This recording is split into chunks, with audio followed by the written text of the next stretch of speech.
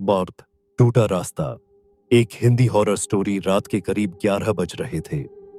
राजेश अपनी बाइक पर तेजी से अपने गांव की ओर बढ़ रहा था।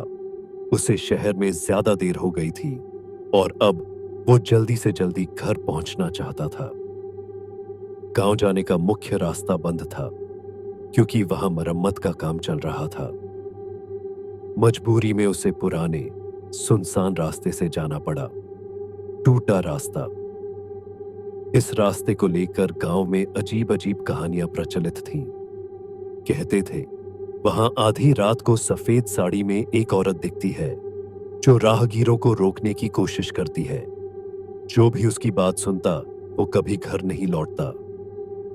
राजेश को इन सब कहानियों पर विश्वास नहीं था।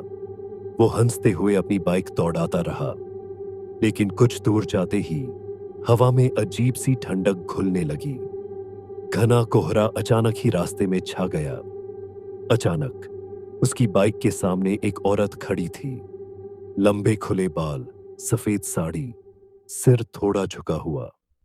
राजेश ने तेजी से ब्रेक लगाए। भाई सुनो, मेरी मदद करो। औरत की आवाज गूंज उठी।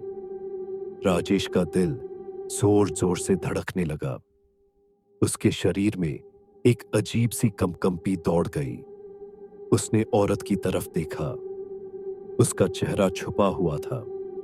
डरते डरते राजेश ने बाइक मोड़ी और तेज रफ्तार में भागने लगा। लेकिन कुछ ही सेकंड बाद वही औरत आगे खड़ी थी। राजेश की सांसें थम गईं। इस बार उसका चेहरा दिख रहा था।